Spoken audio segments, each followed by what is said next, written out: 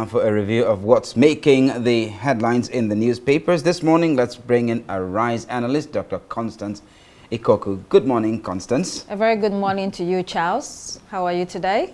Well, good. Okay, and Adesua and Yolanda. Very good this morning. Good, everybody looks bright. Okay, to look at the papers with us this morning, we have Chuks Akuna. He is the Executive Director of Authority newspaper. Hello there and welcome to the program. We'll begin with this day newspaper. 2025 budget, Humanitarian Affairs Ministry seeks 260 billion naira to create 2 million jobs. The minister made this demand during his budget defense. The minister, Professor Nantawe Iwata, told the National Assembly that the ministry has procured starter packs to enable 110,000 beneficiaries start different ventures.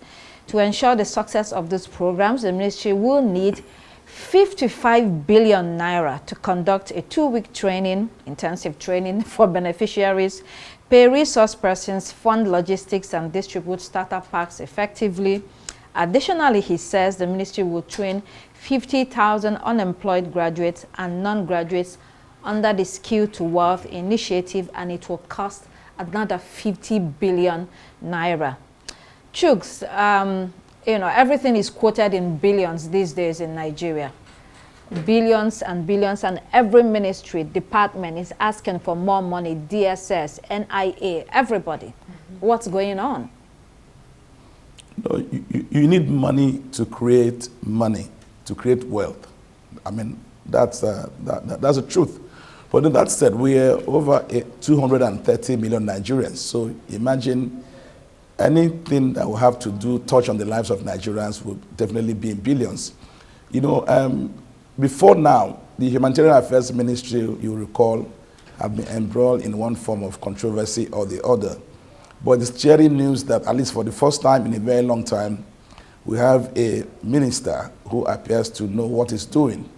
You know, I read about Professor Nantawe, you know, his background and the way he's tried to inject life into the Ministry of Humanitarian Affairs and Poverty Reduction. I also have taken time to study the proposal by the ministry and discover that most of the demands are actually to equip Nigerians. Don't forget that with the change of pattern in the US, several Nigerians are expected to be among those who might be deported. Really? So it's, yes, so it's, okay. it's important that we prepare this. And, you know, we're approaching the farming season. It's good. It's sort of what we used to have before, that we used to just share money to people, you know. We're actually, for the first time, trying to teach them how to fish by giving them skills acquisition. Well, we'll talk about that deportation when we come to discussion on Trump's inauguration, but let's quickly move on to New Telegraph. Telecoms, NCC approves 50% tariff increase for phone calls, data and SMS.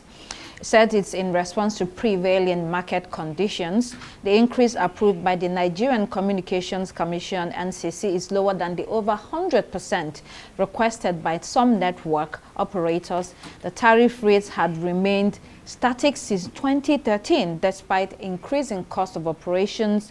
Charles, everything is literally going through the roof in the country. Nothing is spared.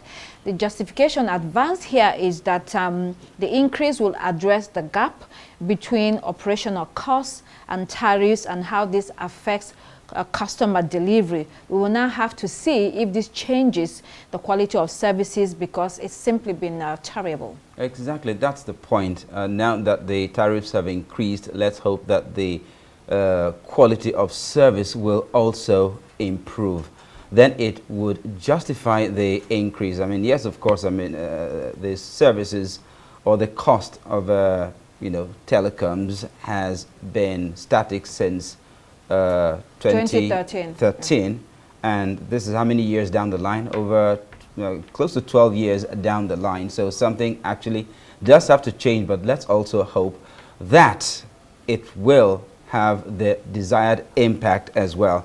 But well, yeah, it's going to have a multiplier effect. Point of sales operators will also be increasing, their own charges, and Nigerians have vowed to drag the federal government to court. So I just wonder, is it that the cost remains the same for them, and then we have abysmal services? Let's have the increase, all right, 50%, not too bad, as long as we have efficient service delivery. That's my take on that. I mean, we have the same story on Punch. Can we pull up the Punch? There it says, it gives us some data actually. It says Nigerians may spend 6.74 trillion on calls. If the cost remains stable, that's the amount that telecoms operators will generate, and this excludes international costs. That's a significant chunk of money right there for the companies at Desua, isn't it?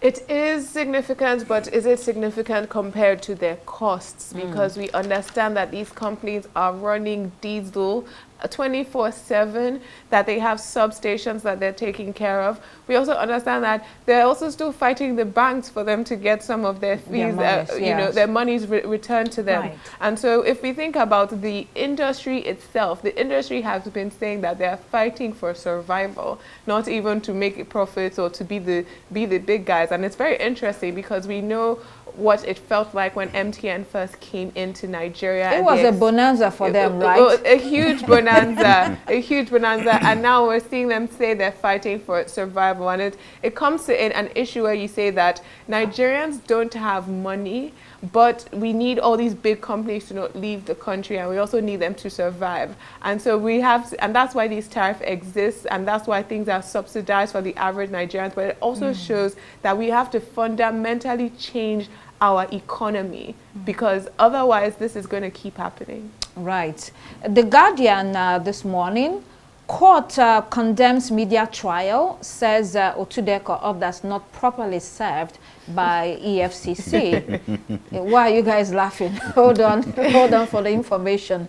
The Economic and Financial Crimes Commission is often criticized for its modus operandi, publicizing cases of people not yet convicted of a crime. Chief Oba Otudeko is not the first person. The Federal High Court has now denied the request by EFCC to issue an arrest warrant for him and Dr. Bisi Onasanya on grounds that they were not properly served. The defendants are also seeking an order restraining parties from irresponsible reporting in the media. But Chuk, sometimes it's not only about the EFCC. Sometimes reporters just get the scoop and they have to go to town with it. No, it's not about reporters. I think it's about the lawyers themselves. You see, most lawyers, maybe because they want to be seen to be, dancing to the gallery, maybe to impress their clients, they actually leak some of these stories to journalists to actually write. And you wouldn't blame us. We feast on stories, and we. The more sizzling the story is, the better it is for the reporter. So, and also, on the other hand, you discover that there's also pressure on agencies like the EFCC. A lot of people feel that they're not doing well enough, So they're also under pressure to actually tell their story that, things are not as bad as in the EFCC as you think, that we're actually making efforts to bring those who have committed economic crimes to book. Doing well, they don't have to publicize it. It will be there for all to see. The convictions in court, the arrests made. I mean, by the time that happens, definitely the media will report it. But then what they're doing is preemptive. Sometimes their methods of operation are actually outlandish. Scaling someone's fence, breaking somebody's door in the middle of the night. And, and this is a financial and electoral crimes commission. It's not the police. It's not the DSS. Right. Exactly. They're not even supposed to have arms. But even the reason why I was laughing is because when we spoke about this, I said, I feel like this is looking like a media trial, and I would love to see what happens in court. And for it to be called a media trial in court is why I was laughing. Because even when I was reading the charges and I was trying to find the full charge sheet, first, I don't understand why you would leak a charge sheet before you take it to a court. But even the charges that I had read did not match the amount that was going into the headlines. And so for me, that's when you have these problems. It's you want to have a big number, slap it on a wall, and then it becomes not about justice, right? It doesn't become about actually putting people to book for crimes and getting justice for the Nigerian people, whether they have been defrauded or whether the elections have been manipulated. Right. And at the same time, you have a case right now, you have an EFCC case against the former MD of AMCON for defrauding, and the case is about defrauding Arik Air, right? And these are things that are good, that have significant importance. Air security is of significant importance to Nigerian people. And we must have heard of the EFCC man that was shot. Absolutely. By, That's the point we're making. by an occupant or resident when he barged into his house, you know, in the middle of the night.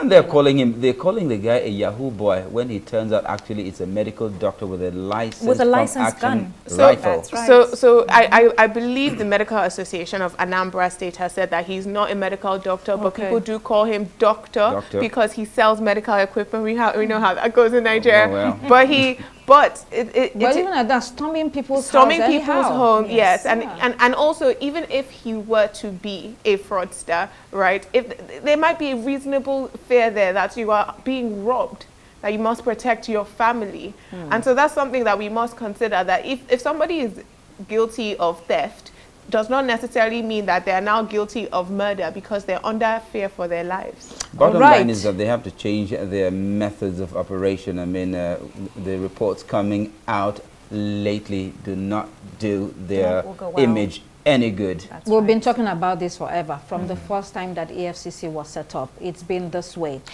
Daily Sun this morning, high rates of expatriates working in Nigeria without permits, security risk, according to NECA. The Nigerian Employers Consultative Association said this is worrying for roles, especially that could be filled by Nigerians. A recent statement from the Minister of Interior, Mr. Olubimi Ojo, had said that as much as 90% of expatriates engage in jobs in Nigeria are jobs that Nigerians can also be doing, and you know, they often are operating without proper permits.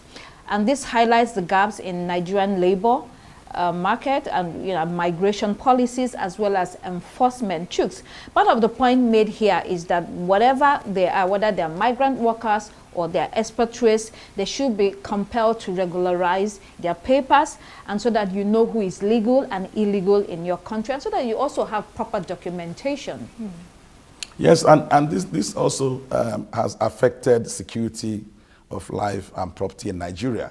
Most of these persons, they come into Nigeria without proper documentations. You don't know who they are. You don't know what they do.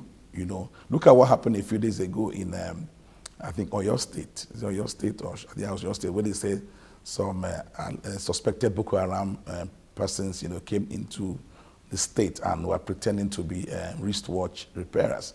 So the question of documentation for Nigeria is a very, very big challenge. Look at neighboring countries around us. You can't go there without proper documentation. Niger, Cameroon, Benin Republic. The moment you step foot there, gendarmes invite you. You have to go through proper documentation so they know what you do at any given time. That's the way serious countries do. So it's a challenge for us. We don't just open our borders. All manner of expatriates. Indians, Pakistanis, Asians, South Americans. They come here. They work without permit, and it's taking a very huge toll. Aside the security implications, it's also taking a huge toll on our economy.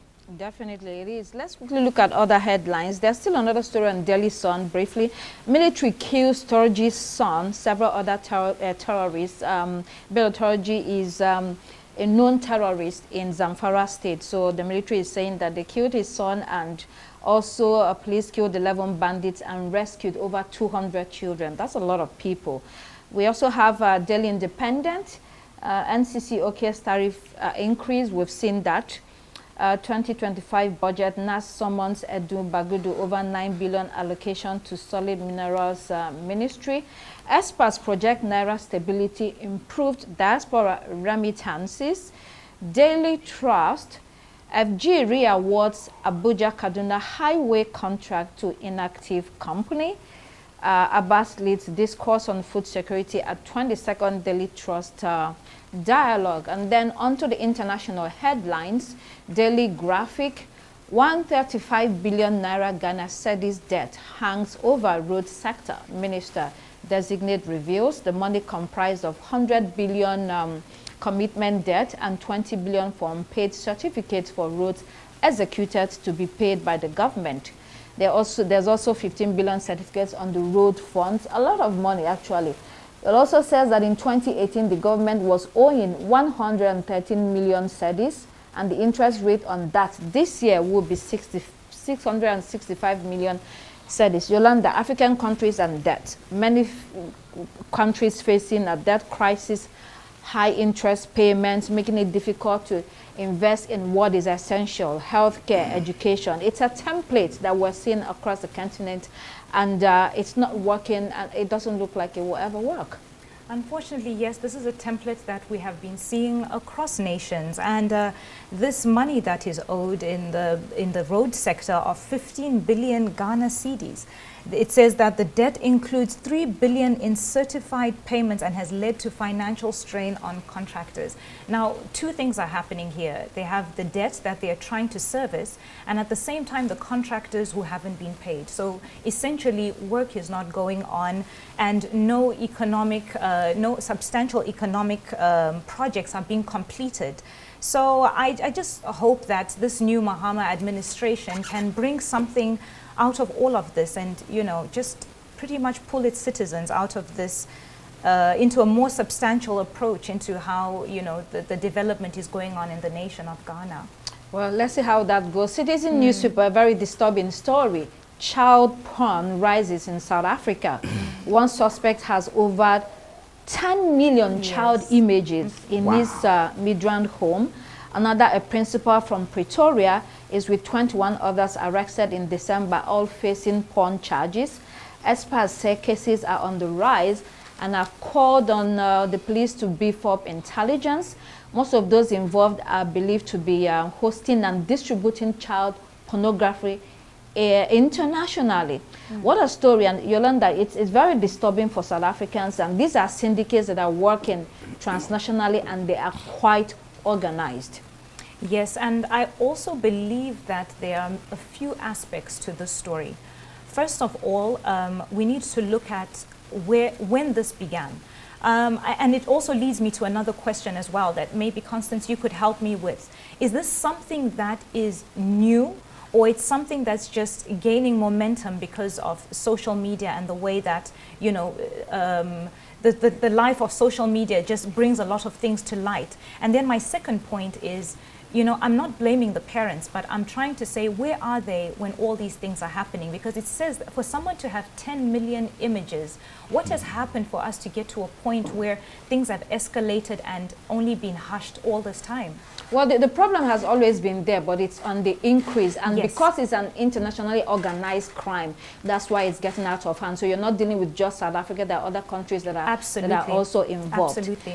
Well, let's move on to the big story of the day, or from yesterday. Trump is back. Trump is back.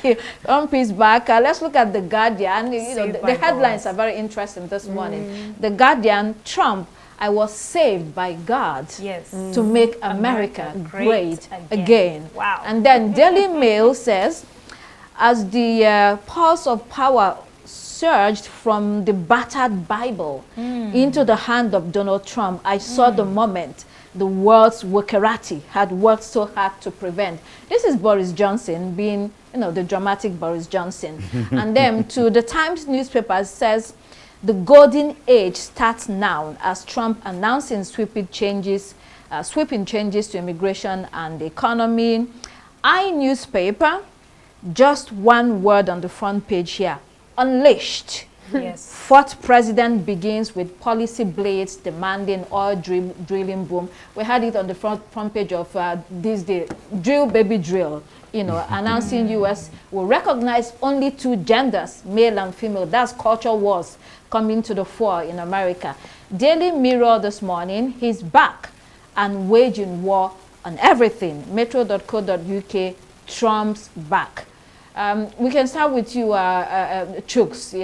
What are your thoughts? Two genders, it says, nothing more than that. So the bathrooms are going to be on fire in America in a few weeks or in a few days. Were they even on fire before? Were they on fire before?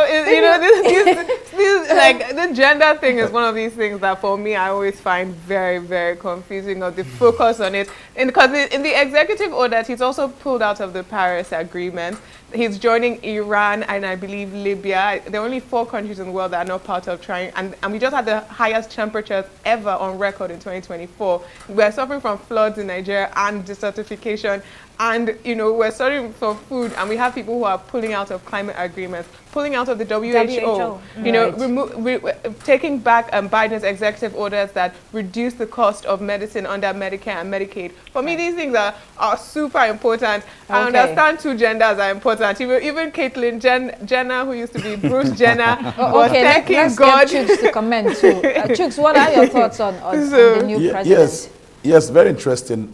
What Trump said yesterday, has got international implications. If you recall, Nigeria's 2015 presidential elections were actually determined by, to a large extent, by the U.S. because of then President Jonathan's rejection of the U.S. of then President Obama's narrative or their inclination towards gay rights. President Trump, yesterday, came with a smoking gun, if you ask me. Yes. I felt really sorry for immediate past President Joe Biden and his vice, because standing ovation after standing ovation for President Trump yesterday. Everybody, the whole hall was, often, erupting in applauses for them, except for these 2 people who couldn't, join in the celebrations, in the wild celebrations. So, like Trump said, he said that God kept him alive saved his life for one reason, and that's to make America great again. And he talked about clinching, majority of the votes, winning all the swing states for the first time in the history of the U.S., And he said that in the 250 year of American history, presidency, that is the most fought, he's the most challenged, he's the most, attacked president in U.S. history, and I was very, very happy for him. Maybe in recent history, because Trump's history is always shortened to what he judges it as. He's not the most popular president to be voted in recent history. Definitely. I mean, we can go on and on about the Trump presidency. He says America will no longer be in the decline. He's only there for 4 years, so there's much more that's going to be happening. Every empire rises, at the end of the day, it falls. Well, we'll have to leave it there. we are out of time, but thank you so much, Chooks Akon, Executive Director of Authority Newspaper, for joining us. Thank you so much, Dr. Constance Ikoku. That's all the time we have for you here on Daybreak. I'm Adeswa Giwa-Osage. And I'm Charles Eruka. It's goodbye from me. And I'm Yolanda Robert. Please do keep it here on Arise News. The morning show is next. Goodbye.